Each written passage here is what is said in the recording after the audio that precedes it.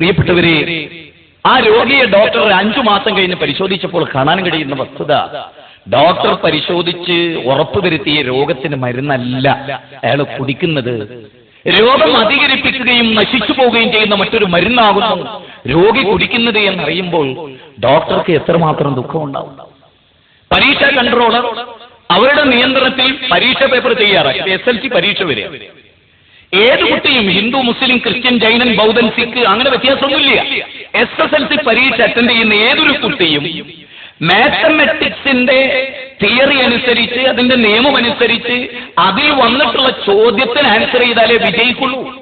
അവൻ മറ്റെന്തെങ്കിലും ഭംഗിയായി എഴുതി എന്ന് വിചാരിക്കുക, വരാത്ത 10 ക്വസ്റ്റ്യന് വളരെ ഗംഭീരമായി അവൻ ആൻസർ എഴുതിയാലും ആ പരീക്ഷയിൽ അവൻ ജയിക്കാൻ പോകുന്നില്ല. ഇത് പ്രകൃതിയിലെ ഒരു വസ്തുതയാണ്, നിങ്ങൾക്കൊക്കെ അറിയാം. ഒരു ഓഫീസിൽ ജോലി ചെയ്യുന്ന മനുഷ്യനെ സംബന്ധിച്ചിടത്തോളം ആ ഓഫീസിന്റെ നിയമം അനുസരിച്ച് ജോലി ചെയ്താലേ ശമ്പളമുള്ളൂ, അംഗീകാരമുള്ളൂ. മറ്റൊരു സ്ഥലത്ത് പോയി വേറൊരാളുടെ ഇഷ്ടത്തിനൊത്ത് ജോലി ചെയ്താൽ കൂലി ഇവിടെ വന്ന് വാങ്ങുക എന്നത് മനുഷ്യബുദ്ധിക്ക് ഒരിക്കലും ഉൾക്കൊള്ളാൻ കഴിയാത്തതാണ്. ഈ ക്ഷേത്രത്തിന്റെ ഒരു പണി ഏൽപ്പിച്ചിട്ടുള്ള ഒരു തച്ചുശാസ്ത്രമറിയാവുന്ന ഒരു പെരുന്തച്ഛൻ എന്ന് നിങ്ങൾ കരുതിക്കോളൂ. അയാൾ മറ്റൊരു ക്ഷേത്രത്തിൽ പോയി പണിയെടുത്ത് കൂലി വാങ്ങാൻ ഇവിടെ വന്നാൽ നിങ്ങൾ കൂലി കൊടുക്കും. നമ്മൾ വൈകാരികതകൾക്കപ്പുറത്ത് ജീവിതത്തെക്കുറിച്ച് ശരിക്കും ആലോചിക്കുമ്പോൾ ദൈവം പഠിപ്പിച്ചു എന്ന് ഉറപ്പുള്ള, ദൈവം പഠിപ്പിച്ചതനുസരിച്ച് പൂരിപ്പിക്കപ്പെട്ടൊരു ജീവിതമാണോ എന്റേതും നിങ്ങളേതും? അല്ല എങ്കിൽ നമ്മൾ എത്ര നിഷേധിച്ചാലും, നമ്മൾ എത്ര ലാഘവബുദ്ധിയോടുകൂടി കണ്ടാലും, ദൈവത്തിന്റെ കൽപ്പനയനുസരിച്ചല്ല നമ്മൾ ജീവിച്ചതെങ്കിൽ ദൈവത്തിൽ നിന്ന് ശിക്ഷ ഏറ്റുവാങ്ങേണ്ടി വരും. മരണം ആർക്കും നിഷേധിക്കാനാവാത്ത മരണം, ആരുടെ ഭവനങ്ങളിലും കടന്നു വരുന്ന മരണം, ജാതി മതഭേദമെന്നെ മനുഷ്യനെ പിടികൂടുന്ന മരണം. നിങ്ങൾ ചിന്തിച്ചിട്ടുണ്ടോ? ഞാൻ ആലോചിക്കാറുണ്ട്. മരണം കഴിഞ്ഞാൽ അടുത്ത നിമിഷം നമ്മുടെ എന്താ? പല ആളുകളും മരണത്തിന് ശേഷം ഒരു ജീവിതമില്ലെന്ന് പറയും. അവർക്ക് വാദിക്കാൻ അവകാശമുണ്ട്, അവർക്ക് വാദിക്കാം. പക്ഷെ അത് ഏതുപോലെ എന്ന് നമ്മൾ ഗൗരവമായി മനസ്സിലാക്കണം. അത് ഏതുപോലെയാണ്? ഇപ്പൊ നിങ്ങൾ നോക്കൂ, ഗർഭപാത്രത്തിൽ ഒരു കുട്ടി വളരുന്നു. ഏതൊരു മാതാവിന്റെയും, ശ്രീമതി ടീച്ചറുടെ ഗർഭപാത്രത്തിൽ ഒരു കുഞ്ഞു വളരുന്നു എന്ന് നിങ്ങൾ സങ്കല്പിക്കുക. 8 മാസം പ്രായമായി, ഏതാനും നിമിഷങ്ങൾ കഴിഞ്ഞാൽ കുട്ടി ഭൂമി ലോകത്തേക്ക് വരും. 8 മാസം ഗർഭപാത്രത്തിൽ പ്രായമായ ഒരു കുട്ടിയോട് ഭൂമി ലോകത്ത് ജീവിച്ച് തഴക്കവും പഴക്കവുമുള്ള 50 വയസ്സുള്ള മാധവേട്ടൻ, അതൊരു സങ്കല്പമാണ്, നിങ്ങൾ കേൾക്കണം.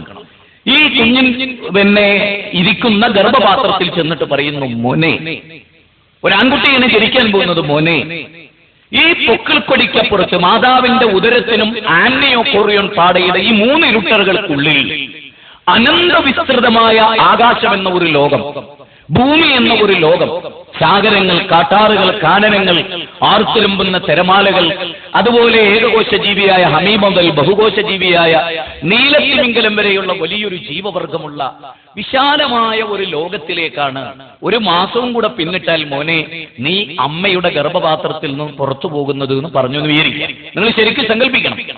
അങ്ങനെ ഈ കുട്ടി നിഷേധിക്കുന്നു, 8 മാസമായി ഞാൻ മാതാവിന്റെ ഗർഭപാത്രത്തിലാണ്. ഇതിനപ്പുറത്തൊരു ലോകമോ? ഇതിനപ്പുറത്തൊരു ലോകമോ? ഞാൻ 8 മാസമായി ഈ പൊക്കിൾക്കൊടിയിൽ കിടന്ന് തിരിയുന്നു. ആകാശമോ? ഈ ഗർഭപാത്രത്തെക്കാൾ വിശാലമായ ഒരു ലോകമോ? എന്നിട്ട് ആ കുട്ടി ഒരു ചോദ്യം കൂടി ചോദിക്കുന്നു. നമ്മുടെ നാട്ടിലെ നിരീശ്വരവാദികളും യുക്തിവാദികളും ചോദിക്കുന്ന ഒരു ചോദ്യം, മരിച്ചുപോയ ആരെങ്കിലും തിരിച്ചു വന്ന് മരണത്തിന് ശേഷം ഒരു ജീവിതമുണ്ടോ എന്ന് പറഞ്ഞിട്ടുണ്ടോ? അല്ലേ? എല്ലാ യുക്തിവാദികളും ചോദിക്കുന്ന അവരോട് ഞാൻ ചോദിക്കുന്നു, ഈ ഗർഭപാത്രത്തിലെ കുട്ടി ഭൂമിയും ആകാശവും പർവ്വതവും സാഗരവും സ്കൂളും കോളേജും ഹോസ്പിറ്റലും എല്ലാമുള്ള ഈ ഭൂമിയെ നിഷേധിച്ചാൽ ആ നിഷേധം കൊണ്ട് മാത്രം ഗർഭപാത്രമല്ലാത്ത ഒരു ലോകത്തേക്ക് കുട്ടി വരാതിരിക്കുന്നു? കുട്ടി വരും, നിശ്ചയം. കുട്ടി വന്നിരിക്കും. അവൻ നിഷേധിച്ചാലും ദൂതന് നിഷേധിച്ചാലും അമ്മയുടെ ഗർഭപാത്രം പിളർന്ന് അല്ലെ ആ പൊക്കിൾക്കൊടിയിൽ നിന്ന് തീർച്ചയായും അമ്മ ആ കുഞ്ഞിനെ പുറലോകത്തേക്ക് തള്ളുക തന്നെ ചെയ്യും. യാതൊരു സംശയവുമില്ല. അപ്പൊ നിഷേധിച്ചു എന്നതുകൊണ്ട് ഇങ്ങനെ ഒരു ലോകമില്ല എന്നല്ല. 8 മാസം ഗർഭപാത്രത്തിൽ കൂടിയ ഒരു കുട്ടി പുതിയൊരു ലോകത്തേക്ക് വന്നു. ഇനി മരണത്തിന് ശേഷം ഒരു ലോകമില്ലെന്ന് പറയാൻ തെളിവില്ല, ഉണ്ടെന്ന് പറയാൻ മാത്രമേ തെളിവുള്ളൂ. വേദങ്ങൾ മുഴുവനും അത് പറഞ്ഞു. ശ്രീമദ് ഭഗവത്ഗീത, മഹാഭാരതത്തിലെ ഭീഷ്മപർവം മുതൽ ആരംഭിക്കുന്ന ശ്രീമദ് ഭഗവത്ഗീത അഥവാ 25-ാം അധ്യായം മുതൽ 42 വരെ നീണ്ടുകിടക്കുന്ന 18 അധ്യായമുള്ള ശ്രീമദ് ഭഗവത്ഗീതയുടെ 2-ാം അധ്യായം. 2-ാം അധ്യായം ഞാൻ തെളിവുകളാണ് പറയുന്നത്. 37-ാമത്തെ സൂക്തത്തിൽ പറയുന്നു, അർജുനൻ യുദ്ധം ചെയ്യാതെ പകച്ചു നിന്നു. അർജുനൻ പറഞ്ഞു, ശ്രീകൃഷ്ണനോട് പറഞ്ഞു, ഞാൻ യുദ്ധം ചെയ്യില്ല. ദ്രോണാചാര്യർ, ഭീഷ്മാചാര്യർ, കവചകുണ്ടലം അനുഗ്രഹമായി ലഭിച്ച കർണൻ ഇല്ല, അതുകൊണ്ട് ഞാൻ അവരോട് യുദ്ധം ചെയ്യില്ല, അവർക്ക് എനിക്ക് വേണ്ടപ്പെട്ടവരാണ്. ആ സമയത്ത് ശ്രീകൃഷ്ണൻ പറയുന്ന വാക്കുകൾ, ഹതോവാ പ്രാപ്സ്യസി സ്വർഗം ജിതോവാ ബോക്ഷസി മഹീം തസ്മാ ദുത്തിഷ്ഠ കൗന്ദേയ യുദ്ധായ കൃതനിക്ഷയ. അല്ലയോ അർജുന, കുന്തിപുത്ര, നീ ഇങ്ങനെയൊന്നും പറഞ്ഞിട്ട് കാര്യമില്ല. നീ യുദ്ധത്തിൽ കൊല്ലപ്പെട്ടാൽ സ്വർഗം, നിനക്ക് സ്വർഗത്തിൽ പോകാം. കണ്ടോ, നിനക്ക് സ്വർഗത്തിൽ പോകാം. അടുത്ത ജന്മത്തിൽ നീ ബ്രാഹ്മണനായി ജനിക്കും, ക്ഷത്രിയനായി ജനിക്കും, ശൂദ്രനായി ജനിക്കും, പന്നിയായും ചണ്ടാലനായും ജനിക്കുമെന്ന് ചാന്തോക്യോപനിഷത്തിൽ പറഞ്ഞിട്ടില്ല. മറിച്ച് നീ സ്വർഗത്തിൽ പോകും. വ്യക്തമാണ്, നീ സ്വർഗത്തിൽ പോകും. ഇനി നീ ജയിച്ചാലോ നിനക്ക് ഈ രാജ്യം അനുഭവിക്കുകയും ആവാം. രണ്ടായാലും കുന്തിപുത്ര, യുദ്ധത്തിന് സന്നദ്ധനായി നീ ഇറങ്ങൂ എന്ന് ശ്രീകൃഷ്ണൻ പറയുമ്പോൾ ആ സ്വർഗം എന്താണ്? എന്റെ പ്രിയപ്പെട്ട ഹൈന്ദവരെ, ആ സ്വർഗം എന്താണ്? നരകത്തെ കുറിച്ച് പറയുന്ന വേദത്തിൽ ഞാൻ പറഞ്ഞല്ലോ, ഋഗ്വേദത്തിന്റെ 10 മണ്ഡലങ്ങളാണ് ഋഗ്വേദത്തിനുള്ളത്. 10 മണ്ഡലങ്ങൾ. ഈ 10 മണ്ഡലങ്ങൾ നിങ്ങൾ പരിശോധിച്ചു നോക്കൂ. ഈ 10 മണ്ഡലങ്ങളിൽ 1000 ചില്ലാനം വരുന്ന സൂക്തങ്ങൾ എന്ന് പറഞ്ഞാൽ അത്രയും. വേറെയും കുറെ അഭിപ്രായ ഭിന്നതകളുണ്ട്, ഞാൻ ആ ഭാഗത്തേക്ക് കടക്കുന്നില്ല. ഞാൻ പറയുന്നത് 10 മണ്ഡലങ്ങളുള്ള ഋഗ്വേദത്തിലൂടെ നിങ്ങൾ കടന്നുപോയാൽ ലോകത്തിന്റെ ഒരു സൃഷ്ടാവിനെ കുറിച്ചും സ്വർഗ നരകങ്ങളെ കുറിച്ചും പറയുന്ന പരാമർശങ്ങൾ നമ്മൾ എങ്ങനെയാണ് നമ്മൾ കാണേണ്ടത്? ഇപ്പൊ നരകത്തെ കുറിച്ച് പറയുന്ന അന്തം തമഹ പ്രഭിശംസിയേ സംപൂത്യമുപാസതേ തതോഭൂയ ഇവദേയഹു സംപൂത്യമരദഹ. ഈശാവാശോപനിഷത്തിലെ 12ാമത്തെ ശ്ലോകമാണ്. സ്വാമിജി എന്റെ ഉച്ചാരണത്തിൽ ചേർത്തിട്ടുണ്ട്, ഞാനൊരു മുസ്ലിമാണ്, ഞാൻ വേദം പഠിച്ച ആളല്ല. പക്ഷേ ഹതോവ പ്രാപ്തസ്തി സ്വർഗം ഇവിടെ പറയുന്നത് അന്തം തമഹ പ്രഭിശംസിയേ സംപൂത്യമുപാസതേ തതോഭൂയ ഇവദേയഹു സംപൂത്യമരദഹ. ഈശ്വരനല്ലാത്ത, ദൈവമല്ലാത്ത ശക്തികളെ, സാക്ഷാൽ പ്രപഞ്ചത്തിന്റെ നാഥനല്ലാത്ത മറ്റ് ശക്തികളെ, ദേവിയാവട്ടെ ദേവനാവട്ടെ പിതൃമാനവാദികളെ ആരാധിച്ചവൻ ഘോരാന്ധകാരമായ നരകത്തിൽ പതിക്കുന്നു എന്ന് പറയും. സാക്ഷാൽ ദൈവത്തെ അല്ലാതെ അവന്റെ സൃഷ്ടികളെ ആറ് വണങ്ങിയോ ആരാധിച്ചുവോ അവർ നരകത്തിൽ പോകുമെന്ന് പറയുന്നു. ഇതേ വാചകം ബൈബിളിലുണ്ട്, ഇതേ വാചകം ഖുർആനിലുണ്ട്. ഞാൻ ചോദിക്കുന്നു, ഈ 3 വാചകങ്ങളും ഈ 3 ഗ്രന്ഥങ്ങളിൽ എങ്ങനെ വന്നു? ഈ 3 വാചകങ്ങളും ദൈവികമാണ്. പിന്നെ പല ഗ്രന്ഥങ്ങളിലും മനുഷ്യന്റെ കൈകടത്തലുകൾക്ക് വിധേയമായിട്ടുണ്ട്. എല്ലാവർക്കും അറിയാവുന്ന വസ്തുതയാണ്. ദൈവം അവതരിപ്പിച്ചു എന്ന് ഉറപ്പുള്ള, അപ്പൊ നോക്കൂ, ഈ ആൽമരം, ഇതിന്റെ കുരു മുതൽ ഇതിന്റെ സ്റ്റാർട്ടിംഗ് പോയിന്റ് മുതൽ ഇതിന്റെ എൻഡ് വരെ ഇതിനെ നിയന്ത്രിക്കുന്ന ഒരു ശക്തിയുണ്ട്. ഇതിനാവശ്യമായ വെള്ളവും വളവും നൽകുന്ന, അത് ഒബ്സർവ് ചെയ്യാൻ ആവശ്യമായ കഴിവ് ഈ വൃക്ഷത്തിന് നൽകിയ ഒരു സൃഷ്ടാവ്. ഹിന്ദുവിനെയും മുസ്ലിമിനെയും ക്രിസ്ത്യാനിയെയും ജൈനനെയും ബൗദ്ധനെയും മതമുള്ളവനെയും ഇല്ലാത്തവനെയും എല്ലാറ്റിനെയും സൃഷ്ടിച്ച സാക്ഷാൽ ഈശ്വരൻ. ഇപ്പൊ സാധാരണഗതിയിൽ മതസമ്മേളനങ്ങളിലെല്ലാം ഗൗരവമായി പറയാറുള്ള ഒരു കാര്യം എന്താണെന്ന് വെച്ചാൽ, ഞങ്ങളെല്ലാം ഏകദൈവ വിശ്വാസികളാകുന്നു എന്നുള്ളതാണ്. ആണോ? നമ്മളെല്ലാവരും ഏകദൈവ വിശ്വാസികളാണ് എന്ന് നമ്മളൊക്കെ പറയുന്നു. ഏകദൈവത്തെ ആരാധിക്കുന്നവരാണോ നമ്മൾ? പരിശോധിക്കപ്പെടേണ്ട വസ്തുതയാണ്. ഇവിടെ ഞാൻ നിങ്ങളുടെ ഈ മതസൗഹാർദ്ദ സമ്മേളനത്തിൽ എന്റെ സമയം അവസാനിക്കുന്നതിന് മുമ്പായി നിങ്ങളെ ധരിപ്പിക്കുന്ന, അതെന്റെ ബാധ്യതയാണ്. അത് പറയൽ എനിക്ക് നിങ്ങളോടുള്ള സ്നേഹത്തിന്റെ ഭാഗമാണ്. കാരണം ഈ മതസൗഹാർദ്ദ സമ്മേളനം ദൈവസന്നിധിയിൽ ഹാജരാക്കപ്പെടുമെന്ന് അടിയുറച്ച് വിശ്വസിക്കുന്ന ഒരാളാണ് ഞാൻ. എന്റെ ഈ പ്രസംഗം കേൾക്കുന്ന നിങ്ങളെല്ലാം ഈ സദസ്സിൽ ഇരുന്നിട്ടും വസ്തുത ഞാൻ നിങ്ങൾക്ക് പറഞ്ഞു തരാതിരുന്നാൽ ദൈവശിക്ഷ ഏറ്റുവാങ്ങുന്നവർ നിങ്ങളിലുണ്ട് ഭാവിയിലെങ്കിൽ തീർച്ചയായും നിങ്ങൾ എന്നെ ചൂണ്ടി ചോദിക്കും, അല്ലയോ ഇസ്ലാമിനെ പ്രതികരിച്ച പണ്ഡിത, അങ്ങ് വസ്തുത മനസ്സിലാക്കിയിരുന്നുവല്ലോ, ദൈവസന്നിധിയിൽ നടക്കാനിരിക്കുന്ന രക്ഷാശിക്ഷകളെ കുറിച്ച് പറഞ്ഞിരുന്നുവല്ലോ, അങ്ങ് എന്തുകൊണ്ട് ഞങ്ങളോട് പറഞ്ഞില്ലെന്ന് നാളെ നിങ്ങൾ എന്റെ നേരെ വിരൽ ചൂണ്ടാതിരിക്കാൻ എന്റെ ബാധ്യതാ നിർവഹണമാണ്. ഈ പ്രപഞ്ചത്തിന് ഒരൊറ്റ ദൈവമേ ഉള്ളൂ എന്ന വസ്തുത നാം വാശിക്ക് വേണ്ടിയല്ല, വാദിക്കാനല്ല, ജയിക്കാനല്ല. ഞാൻ നോക്കൂ, ശ്രീനാരായണ ഗുരുവിനെ ഓർക്കുന്ന ഒരു നാടാണിത്. ആലുവ കടപ്പുറത്ത് മതസൗഹാർദ്ദ സമ്മേളനത്തിൽ ശ്രീനാരായണ ഗുരു എഴുതി വെച്ച വാചകം എന്തെന്നറിയോ? വാദിക്കാനും ജയിക്കാനുമല്ല, അറിയാനും അറിയിക്കാനും വരൂ എന്ന വല്ലാത്ത ഒരു മുദ്രാവാക്യം. വാദിക്കാനും ജയിക്കാനും അല്ല ഞാൻ ഈ പറയുന്നത്, അറിയിക്കാനാണ്, അറിയാനാണ്. അറിയാനുള്ള നിങ്ങളുടെ താല്പര്യത്തെ അറിയിക്കാനുള്ള എന്റെ അഭിവാഞ്ജയെ ഞാൻ നിങ്ങളുടെ മുമ്പിൽ പങ്കുവെക്കുകയാണ്. ഏതൊരു കുട്ടിയുടെ വേദനയും നമ്മുടെ വേദനയാണ്, ഏതൊരു മനുഷ്യന്റെ വേദനയും നമ്മുടെ വേദനയാണ്, ഏതൊരു സഹോദരനും ഉണ്ടാകുന്ന രോഗം നമ്മുടെ വേദനയാണ്. ഏതൊരു സഹോദരനും ദൈവത്താൽ സൃഷ്ടിക്കപ്പെടുന്ന ഒരു അവസ്ഥാവിശേഷത്തെ നമുക്കൊരിക്കലും സഹിക്കാനാവാത്തതാണ്. അതുകൊണ്ട് ഇവിടെ നിങ്ങൾ നോക്ക്, ഈ ക്ഷേത്ര മുറ്റത്ത് നമ്മളൊക്കെ നിൽക്കുന്നു. ഒന്ന് ആകാശത്തിലേക്ക് നോക്ക് നിങ്ങൾ. ഒരുപക്ഷെ നക്ഷത്രങ്ങളെ കാണാം. ആകാശം സൃഷ്ടിച്ചതാരാ? വേറെ ചോദ്യമൊന്നും ഞാൻ ഒരു ദൈവത്തെയും നിങ്ങൾക്ക് വേണ്ടി സ്ഥാപിക്കുന്നില്ല. സാക്ഷാൽ പ്രപഞ്ചത്തിന്റെ നാഥനെ നിങ്ങളോട് ഞാൻ ചോദിക്കാം, ആരാണ് ഈ പ്രപഞ്ചത്തെ സംവിധാനിച്ചത്? ആരെയാണ് നമ്മൾ ആരാധിക്കേണ്ടത്? ഇത് വല്ലാത്ത ഒരു തത്വമാണ്. ലോകത്തുള്ള മുഴുവൻ മനുഷ്യരും ആരെയാണ് പ്രിയപ്പെട്ടവരെ ആരാധിക്കേണ്ടത്? ആരാധനക്കർഹനായി ആരാണോ അവനെയാണ് ആരാധിക്കേണ്ടത്. ഈ പോയിന്റിൽ നമ്മളൊക്കെ യോജിക്കും. ആരാധന ആർക്കാണ്? ആരാധനക്കാരാണോ അർഹൻ അയാൾ. വ്യാജനായ ഒരു ഡോക്ടറെ നമ്മൾ അംഗീകരിക്കും. ഒറിജിനലായ ഒരു ഡോക്ടറെ, 500-ലധികം വ്യാജ ഡോക്ടർമാരുണ്ട് എന്ന് ഈ അടുത്ത കാലത്ത് നമ്മൾ പത്രത്തിലൂടെ വായിച്ചു. എല്ലാ രംഗത്തും വ്യാജന്മാരുണ്ട്. Original duplicate. സാക്ഷാൽ ഈശ്വരൻ ആരാ? ഹിന്ദുവിനെയും മുസ്ലിമിനെയും ക്രിസ്ത്യാനിയെയും ജൈനനെയും ബൗദ്ധനെയും സകല 714 കോടി മനുഷ്യരുണ്ട് ഈ ലോകത്ത്. 714 കോടി മനുഷ്യർ. ഈ മനുഷ്യരെ മുഴുവനും സൃഷ്ടിച്ച സാക്ഷാൽ ഈശ്വരൻ ആരാ? വിശുദ്ധ ഖുർആൻ. ലോകത്തിന്റെ മുമ്പിൽ ഞാനൊരു മുസ്ലിമാണ്, ഇസ്ലാമിനെ പ്രദാനം ചെയ്യുന്നവനാണ്. അതുകൊണ്ട് തന്നെ എനിക്ക് എല്ലാ മനുഷ്യരെയും സ്നേഹിക്കാൻ കഴിയും. കാരണം ഖുർആനിൽ 20-ലധികം സ്ഥലത്ത് മനുഷ്യരെ എന്നാണ് വിളിച്ചത്. യാ അയ്യുഹന്നാസ്. അല്ലയോ മുസ്ലിങ്ങളെ എന്നൊരു വിളി ഖുർആനിലില്ല. അല്ലയോ അറബികളെ എന്നൊരു വിളി ഖുർആനിലില്ല. അല്ലയോ ഇന്ത്യക്കാരെ എന്നൊരു വിളി ഖുർആനിലില്ല. അല്ലയോ മനുഷ്യരെ. കണ്ടോ, രാജ്യവും ലോകവും അതിർവരമ്പുകളും ഭാഷയും ഗോത്രങ്ങളും കടന്നുള്ള വല്ലാത്തൊരു വിളി. അല്ലയോ പാശ്ചാത്യരെ എന്നല്ല. അല്ലയോ അറബികളെ എന്ന് പറഞ്ഞാൽ അത് സങ്കുചിതമാണ്, വർഗീയതയാണ്. അല്ലയോ ഹൈന്ദവരെ എന്ന് പറഞ്ഞാൽ വർഗീയതയാണ്. അല്ലയോ തൊഴിലാളികൾ എന്ന് പറഞ്ഞാൽ വർഗീയതയാണ്. മറിച്ച് വിശുദ്ധ ഖുർആനിൽ ദൈവം മനുഷ്യരെ വിളിക്കുന്നത് അല്ലയോ മനുഷ്യരെ. കണ്ടോ, അല്ലയോ മനുഷ്യരെ, നിങ്ങളെ സൃഷ്ടിച്ചിട്ടുള്ളത് നിങ്ങൾ ഒരച്ഛന്റെ ഒരമ്മയുടെ മക്കളാണ്. ഒരച്ഛനമ്മമാർക്ക് പിറന്ന മക്കൾ ഓർത്താൽ ഒരൊറ്റത്തറവാട്ടുകാർ നാം. നാഥന്റെ മുറ്റത്ത് വിരിഞ്ഞു നിൽക്കും തൻ മുന്തിരിക്കൊത്ത മനുഷ്യവർഗം. കേട്ടോ, ഒരച്ഛന്റെയും ഒരമ്മയുടെയും മക്കളാണ് നമ്മളൊക്കെ. നമ്മൾ എങ്ങനെ ജനിച്ചുപോയി? എന്നും മതസൗഹാർദ്ദം പ്രസംഗിച്ച് പിരിയാനാണ് നമ്മുടെ അവസ്ഥ. പക്ഷേ ഒന്നിച്ച് ജീവിക്കാൻ, ഒന്നിച്ചൊരേ ദൈവത്തെ ആരാധിക്കാൻ തമ്മിൽ തല്ലുകൂടാത്തൊരവസ്ഥ ഇവിടെ എങ്ങനെ ഉണ്ടാവും?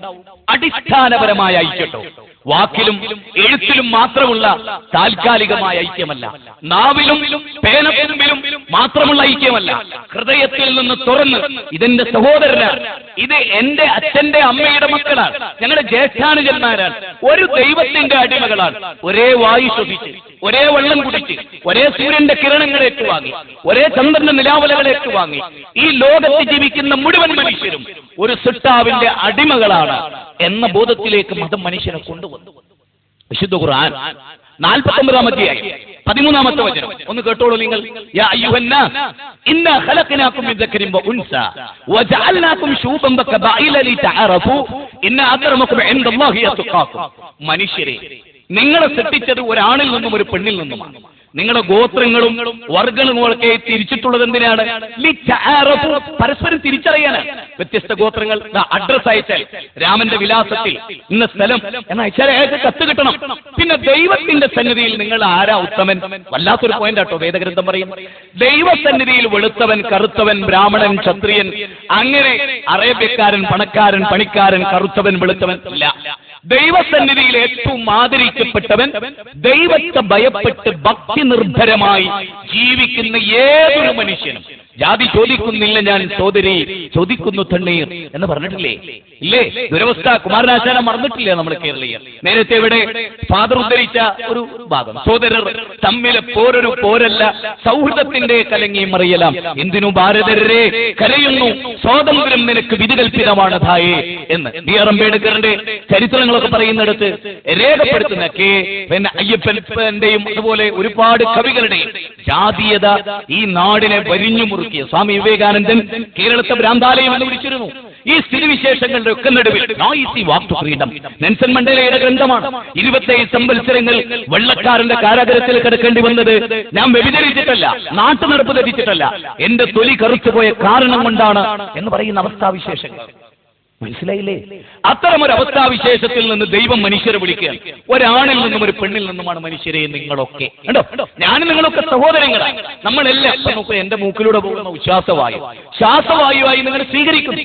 എന്തൊരു അനുഗ്രഹമാണ്! ഒരേ സൂര്യൻ, ഒരേ ചന്ദ്രൻ, ഒരേ ഭൂമി, ഒരേ ദൈവം. ഈ ഒരു വിശ്വാസത്തിലേക്ക് നമ്മൾ വന്നാൽ നമുക്കിടയിൽ ബാബരി മസ്ജിദ് ഇഷ്യൂ ഇല്ല, വർഗീയതയില്ല, പുരുഷ പ്രശ്നങ്ങളില്ല, ദേവ സങ്കല്പങ്ങളില്ല, ഒന്നുമില്ല. സാക്ഷാൽ പ്രപഞ്ചത്തിന്റെ നാഥൻ. അതിന് നമ്മൾ മനോഹരമായി മനസ്സിലാക്കേണ്ട വേദത്തിലെ 2-3 കാര്യങ്ങൾ പറഞ്ഞുകൊണ്ട് അവസാനിപ്പിക്കട്ടെ. പ്രിയപ്പെട്ടവരെ, എല്ലാ വേദങ്ങളും മനുഷ്യരോട് പറഞ്ഞത് നിങ്ങളൊക്കെ വേറെ വേറെ ആരാധനാലയങ്ങൾ ഉണ്ടാക്കി വേറെ വേറെ ആരാധനാലയമായി പോയിക്കൊള്ളൂ എന്നല്ല. അത് നിലനിന്നോട്ടെ, അതിന് യാതൊരു കുഴപ്പമില്ല. പക്ഷേ അടിസ്ഥാനപരം ഇന്ത്യ എന്ന് പറയുന്ന രാജ്യത്ത് എല്ലാ മതങ്ങൾക്കും തുല്യ പങ്കാളിത്തമാണ്. ലോകത്ത് എവിടെ നോക്കിയാലും മതസ്വാതന്ത്ര്യം ആ നിലക്കുണ്ട്. മതം അറിയാത്തവർ മതസമൂഹത്തിൽ പ്രശ്നം ഉണ്ടാക്കിയിട്ടുണ്ട്. ഏത് കാലവും നിങ്ങൾ എനിക്ക് അവസരം തരികയാണെങ്കിൽ ഈ സമൂഹത്തിൽ, ഇസ്ലാമിക സമൂഹത്തിലൊക്കെ സംഭവിച്ചിട്ടുള്ള അബദ്ധങ്ങൾ വേദഗ്രന്ഥത്തിൽ നിന്നുകൊണ്ട് മാത്രമായി എന്റെ വകയായി ഒന്നും പറയാതെ ഞാൻ നിങ്ങൾക്ക് വിശദീകരിച്ചു. ഞാൻ പറയുന്നത് നമുക്കൊന്നാകണം, കലാപങ്ങളില്ലാതാകണം, അനവധി സ്ത്രീകളുടെ ദീനരോധനങ്ങളില്ലാത്തൊരു നാട് വേണം, പാവപ്പെട്ട കുട്ടികൾ അനാഥരാകുന്ന അവസ്ഥകളില്ലാതാകണം, ഹിന്ദുവും മുസ്ലിമും തമ്മിൽ തല്ലുന്ന അവസ്ഥകളില്ലാതാകണം. ഹൃദയത്തെ തട്ടി പറയാൻ ഉള്ളും പുറവും, ഉള്ളിൽ വേറൊന്നും പുറത്തു വേറൊന്നും ശീലിച്ചിട്ടില്ല പ്രിയപ്പെട്ടവരെ. അതുകൊണ്ട് പറയാൻ, നിങ്ങളോട് മുഴുവനും പറയാൻ, ഒറ്റ ദൈവം എന്ന മഹത്തായ ഒരു സങ്കല്പമുണ്ട്. സൂര്യനെ നമുക്ക് സൃഷ്ടിച്ചു തന്നത് ഒറ്റ ചോദ്യത്തിൽ നിന്നുകൊണ്ട് ഞാൻ നിങ്ങൾക്ക് ഇത് വിശദീകരിച്ചു തരാം. നരവംശ ശാസ്ത്രജ്ഞന്മാർ ഈ ഭൂമിയിൽ മനുഷ്യർ വന്നിട്ട് എത്ര കാലം നിങ്ങളൊന്ന് പരിശോധിക്കും. വളരെ ലളിതമായ ഒരു പഠനം. മതം ഗൗരവമായി പഠിക്കണം എന്ന സ്വാമിജിയുടെ വാക്കിൽ നിന്നുകൊണ്ടാണ് ഞാൻ സംസാരിക്കുന്നത്. നിങ്ങൾ യഥാർത്ഥത്തിലും ആലോചിച്ചു, മനുഷ്യവാസം ഈ ഭൂമുഖത്തില്ലാത്തൊരു കാലം ഉണ്ടായിട്ടുണ്ട്. അന്ന് ഇതുപോലെ ക്ഷേത്രങ്ങളില്ല, പള്ളികളില്ല, കഅബയില്ല, ഇല്ല, മധുരൈ മീനാക്ഷി ക്ഷേത്രമില്ല, ഗുരുവായൂരപ്പനില്ല, ഒന്നുമില്ല, ശബരിമല ശാസ്താവില്ല, വേളാങ്കണ്ണി മാതാവില്ല, ഒന്നുമില്ല. അപ്പൊ മനുഷ്യനില്ലാത്ത ഒരു കാലത്ത് ഞാൻ ഒന്ന് ചോദിച്ചോട്ടെ നിങ്ങളോട്, ആകാശമില്ലേ? ഭാസ്കരേട്ട ഇല്ലേ? ദേവ ഇല്ലേ? മനുഷ്യനില്ലാത്ത കാലത്ത് ആകാശവും ഭൂമിയും സാഗരങ്ങളും ഇല്ലേ? ഈ ചോദ്യത്തിന് നിങ്ങൾ മറുപടി പറ. ഉണ്ട് എന്നാണ് നിങ്ങളുടെ മറുപടിയെങ്കിൽ എന്റെ അടുത്ത ചോദ്യം, അതാര് സൃഷ്ടിച്ചു? മുഹമ്മദ് നബി ഇല്ലാത്ത കാലത്ത്, ശ്രീരാമനില്ലാത്ത കാലത്ത്, ശ്രീകൃഷ്ണനില്ലാത്ത കാലത്ത്, അമ്മയും ദേവിയും സ്വാമിയും രവിശങ്കറും ഒന്നുമില്ലാത്ത കാലത്ത്, സ്വാമിജിയും ഞാനും ഒന്നുമില്ലാത്ത കാലത്ത്, മനുഷ്യവാസമില്ലാത്ത കാലത്ത് ഈ പ്രപഞ്ചത്തെ സംവിധാനിച്ചവൻ ആര്? അന്നുമുണ്ടല്ലോ സൂര്യൻ, അന്നുമുണ്ടല്ലോ ചന്ദ്രൻ, അന്നുമുണ്ടല്ലോ ആകാശം, അന്നുമുണ്ടല്ലോ. അല്ലേ? നിങ്ങൾക്കറിയില്ലേ ശ്രീരാമൻ ജനിക്കുന്ന അവസ്ഥാവിശേഷത്തെ കുറിച്ച്? ദശരഥ മഹാരാജാവ് പുത്രകാമേട്ടി യാഗം നടത്തി. യാഗത്തിന്റെ അന്തിമഘട്ടത്തിൽ ശൃംഗമുനി പായസാന്നം നൽകി. കൈകേയി, കൗസല്യ, സുമിത്ര മൂവരും കഴിച്ച് കൗസല്യയുടെ പുത്രനായി ശ്രീരാമൻ ജനിക്കുമ്പോ അവരൊക്കെ ഇവിടെയുണ്ട്, ആകാശവും ഭൂമിയുമുണ്ട്. അല്ലെ? ഒരു ചിങ്ങമാസത്തിലെ അർദ്ധരാത്രിയിൽ ദേവകിയുടെ 8ാമത്തെ പുത്രനായി ശ്രീകൃഷ്ണൻ ജനിക്കുമ്പോ 7 മക്കളെ ദേവകി ഇവിടെ പ്രസവിച്ചു ഈ ഭൂമിയിൽ. യേശുക്രിസ്തുവിന്റെ മാതാവ് കന്യാമറിയം യേശുക്രിസ്തുവിന് ജന്മം നൽകി. ആമിന അബ്ദുള്ളയുടെ ദമ്പതികളായി മുഹമ്മദ് ജനിച്ചു. എല്ലാം ഈ ഭൂമിയിൽ സല്ലല്ലാഹു അലൈഹി വഅലിഹി വസല്ലം. അല്ലെ? ഇവരൊക്കെ ജനിച്ചപ്പോ ഭൂമി ഇവിടെയുണ്ട്.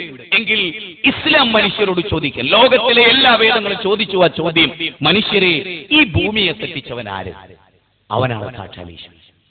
അവനെ ആരാധിച്ചാൽ എല്ലാ പ്രശ്നവും തീർന്നു. ഒറ്റ കാര്യം, ബല ഈ ഭൂമി നമുക്ക് സംവിധാനിച്ച ദൈവം സാക്ഷാൽ ഈശ്വരൻ. യാ അയ്യുഹന്നാസ് അഅ്ബുദു റബ്ബക്കും അല്ലദീ ഖലഖക്കും വല്ലദീന മിൻ ഖബ്ലിക്കും ലഅല്ലക്കും തത്തഖൂൻ. ഖുർആനിലെ 2-ാം അധ്യായം 21-ാമത്തെ വചനം. വചനത്തിന്റെ അർത്ഥം എന്താണ്? അല്ലയോ മനുഷ്യരെ. കണ്ടോ, നമ്മളൊക്കെ പെട്ടു.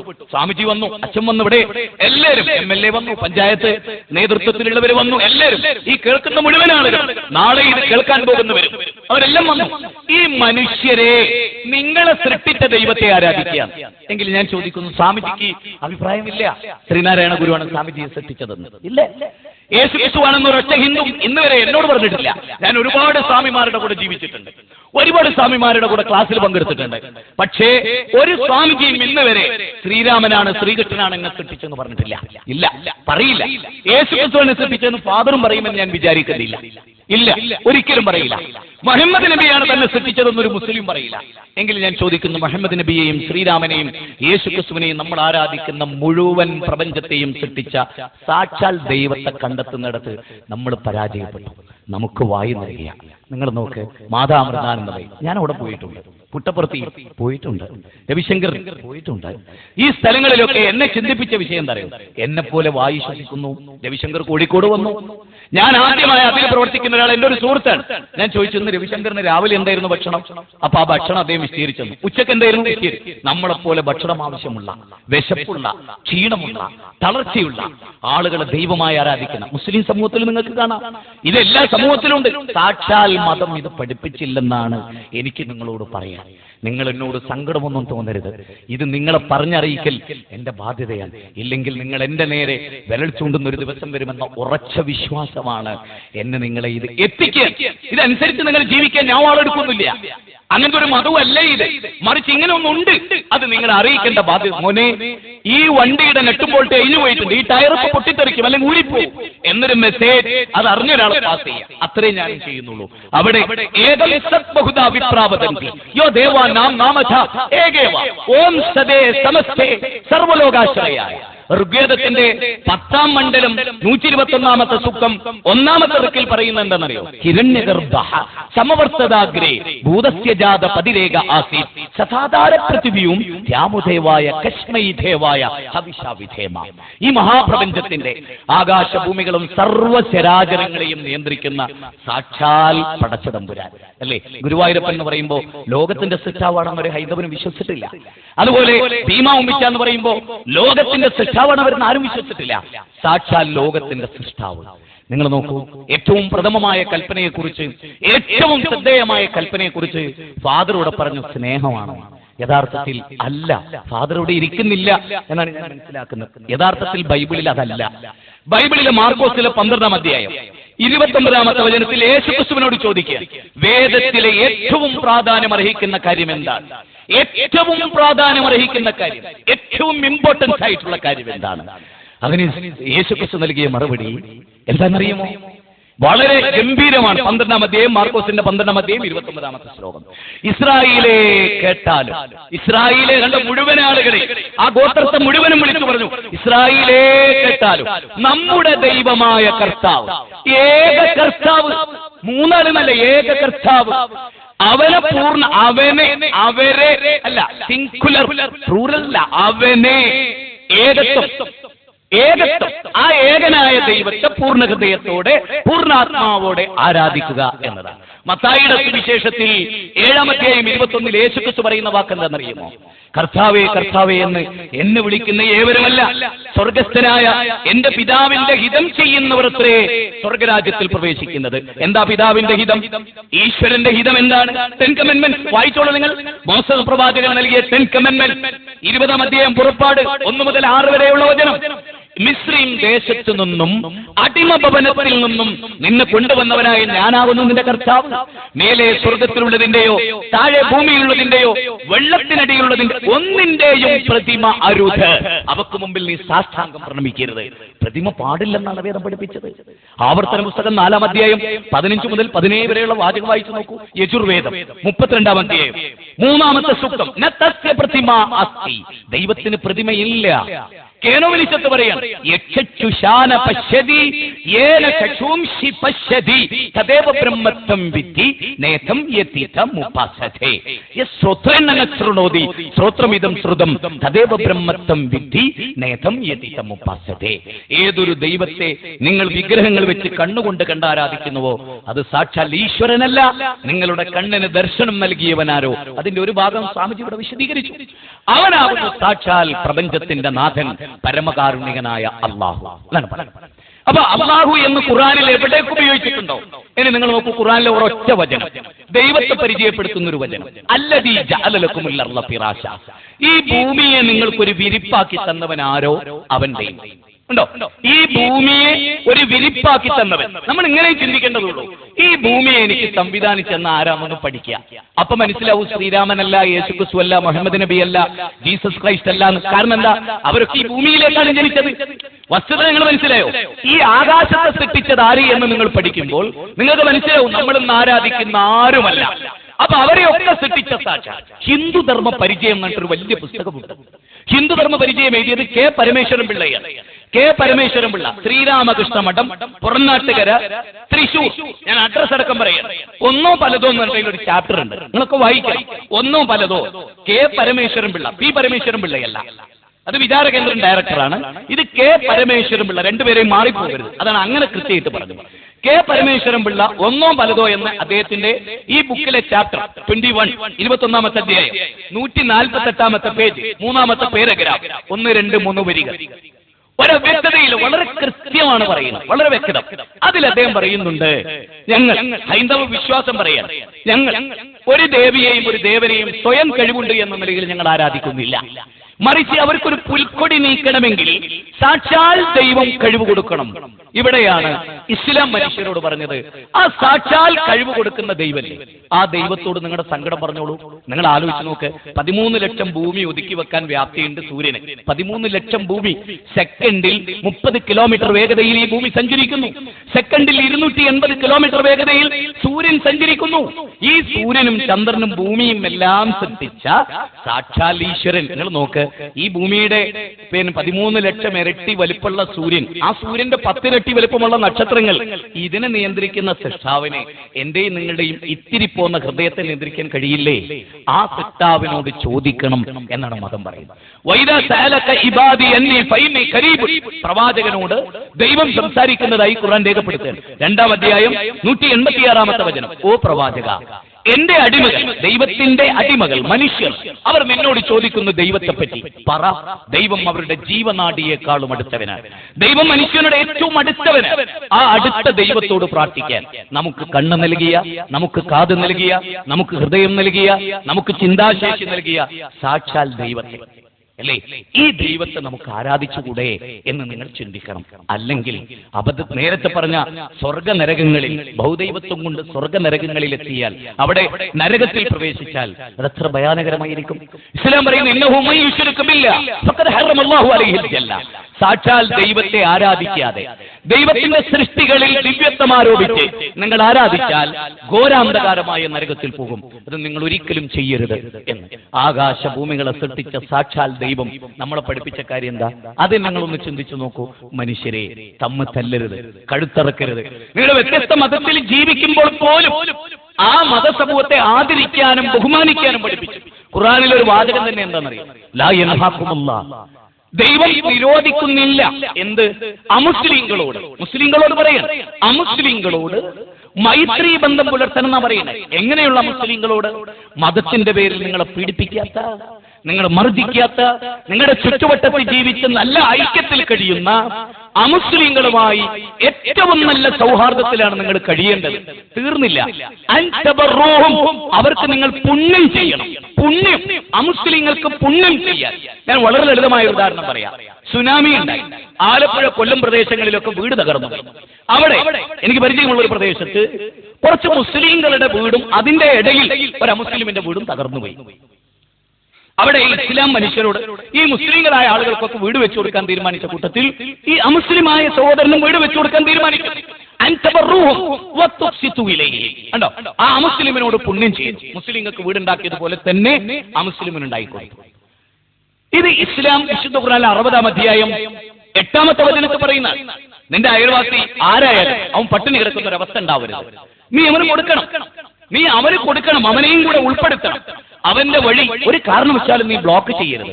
പച്ചക്കരളുള്ള എന്തിനോടും നീ നന്ദി കാണിക്കണം. ഒരു ഒട്ടകത്തിന്റെ കയറ് പിടിച്ച നബിയുടെ ഭാര്യ ആയിഷ ബീവി ആ കയറൊരൽപ്പം വേഗതയിൽ വലിച്ചപ്പോ പ്രവാചകന്റെ വാക്ക്, ആയിഷ, ആ മിണ്ടാപ്രാണിയോട് കരുണ കാണിക്കണേ ആയിഷ എന്നതാണ്.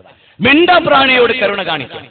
ഒരിക്കലും ഈ കൈ മറ്റുള്ളവനെ പ്രഹരിക്കാനുള്ളതല്ല, അതുപോലെ അവനെ മർദ്ദിക്കാനുള്ളതല്ല, ഈ നാവ് ഒരാൾ ഉപദ്രവിക്കാനുള്ളതല്ല. പക്ഷേ വസ്തുതാപരമായി നമ്മൾ വിഷയങ്ങളെ പഠിക്കുമ്പോൾ മരണത്തിന് ശേഷം ഒരു ജീവിതമുണ്ട് പ്രിയപ്പെട്ടവരെ.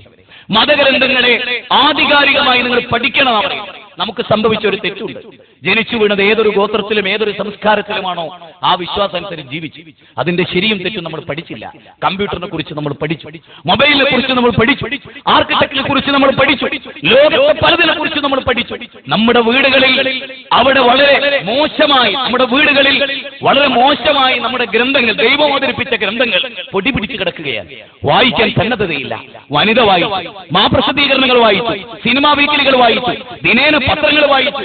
മനുഷ്യന്റെ മോചനത്തിന്റെ അടിസ്ഥാനപരമായ ഒരു ദർശനം ദൈവം അവതരിപ്പിച്ചിട്ട് അത് വായിച്ചില്ല. എനിക്ക് നിങ്ങളോടൊക്കെ പറയാൻ, വിശുദ്ധ ഖുർആൻ മാനവതയുടെ ഗ്രന്ഥമാണ്. നിങ്ങൾ ആ ഖുർആൻ വായിക്കണം. ഋഗ്വേദവും സാമവേദവും അഥർവവേദവും വേദങ്ങളും വായിക്കുന്നവരാണ് ഞങ്ങളൊക്കെ.